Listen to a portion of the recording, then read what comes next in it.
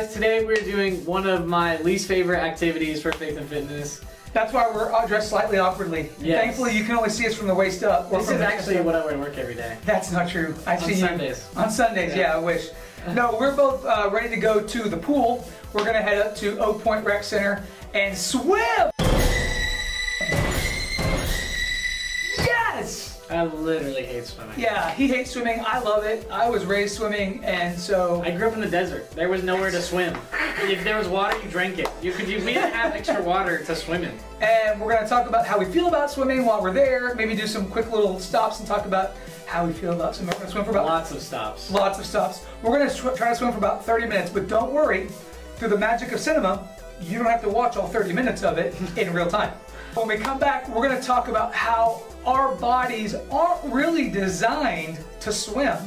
How we don't have webbed feet, we don't have webbed hands, unless you're Kevin gills. Costner, or gills, but we weren't designed that way. And so it's very counterintuitive, right? Yeah. And so we're gonna talk about how that ties into Our walk with the Lord. Yep. So let's go swimming.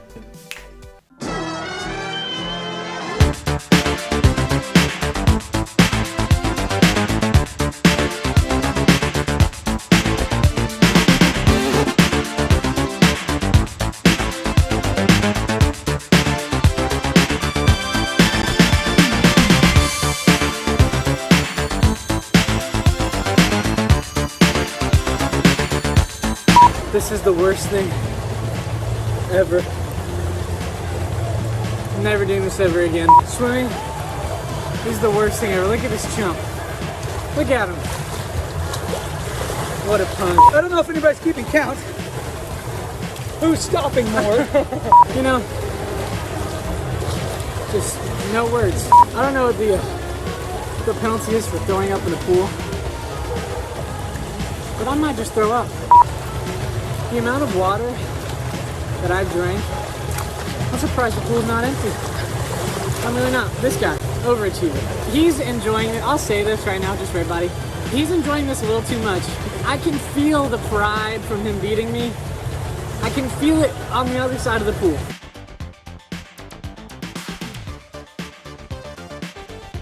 All right, we're gonna finish it up. We got a couple minutes left.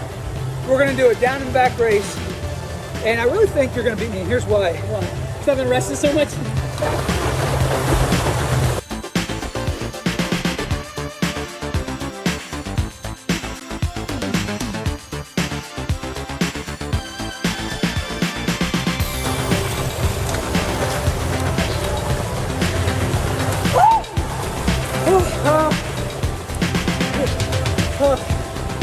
So one thing that I think is super counterintuitive in our faith besides swimming is the Sabbath.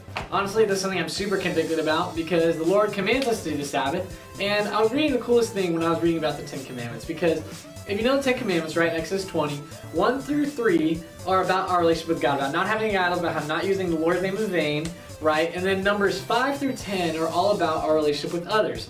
And more specifically, they're about, like, right, not killing, not stealing, right, not envying, not being jealous, and so not murdering. And so, but what connects those two between our relationship with God and our relationship with others is this commandment number 4, the commandment to the Sabbath rest. And I think it's super interesting that it bridges the gap, because what the Sabbath does is it is not only for our relationship with God, but it's also for our relationship with others. The Sabbath works both horizontally and vertically.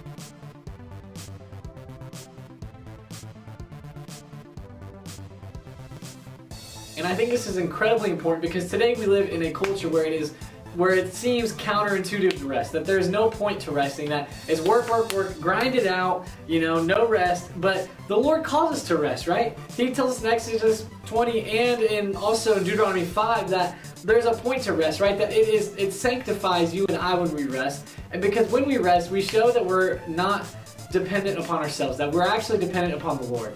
And so that, I think the Sabbath sometimes feels super counterintuitive to me, and I have to remember that the Lord has called me to rest. And so because of that, I need to rest, because when I rest, it's a declaration of my actions that the world doesn't run on my shoulders.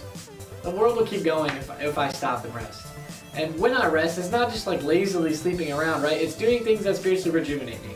And so that's just something for me that I'm learning to be a little better about, and hopefully not as and realize that it's really not counterintuitive, that we were actually designed to rest. While we weren't designed to swim, we were certainly designed to rest. And speaking of Sabbath rest, another way that it's counterintuitive to live for Christ is gathering together as believers. One of my favorite passages about the church is Acts 2, where it says, all the believers devoted themselves to the apostles' teaching and to fellowship, sharing of meals, and to prayer. All the believers met together in one place and shared everything they had, all while praising God and enjoying the goodwill of all the people. And each day the Lord added to their fellowship those who were being saved. Our culture says you should be able to do it on your own. You should be able to be individualistic. And guys especially, we hate reaching out and asking for help. Kind of how we are culturally wired to be, that we don't need to ask for help. But if we look at the way the church gathered, they came together, right? They helped each other. They took everything they had and they shared meals, and they reached out to connect with each other. And we're wired to connect. But our culture tells us, do it on your own. Don't reach out. Keep your feelings to yourself. You know, if you share that, it would be dangerous. But we see in the Bible, and we see how we're wired to stay connected, to be with one another. And so while it's counterintuitive because of the way the culture kind of dictates it, coming together as the fellowship of believers, both on Sunday, like on Sabbath, like Caleb talked about, but throughout the week, calling each other, staying connected, being in vulnerable community with each other is a part of being counterintuitive to the way our culture tells us to live. So on a scale of 1 to 10, 10 is terrible. I was going to say 10 was awesome. So 10 is terrible. 1. A 1, Middle okay. one. Not a negative 1. No, don't swim. So- Just don't do it. But it's really a cool idea. When we were even talking about how we were going to use swimming as an example, you came up with the idea that our bodies aren't created to do that. Because we're not, and we shouldn't. We're not. And if you're from the desert, old desert boy over here, the idea is that how it's counterintuitive to how we are wired and how we're built, but how that ties into how we walk out our faith. So, Absolutely. yeah. What's your biggest takeaway from swimming? Don't do it. And there it is. That's it. That's all you need to say. Yeah. So we'll see you guys next week on Faith and Fitness.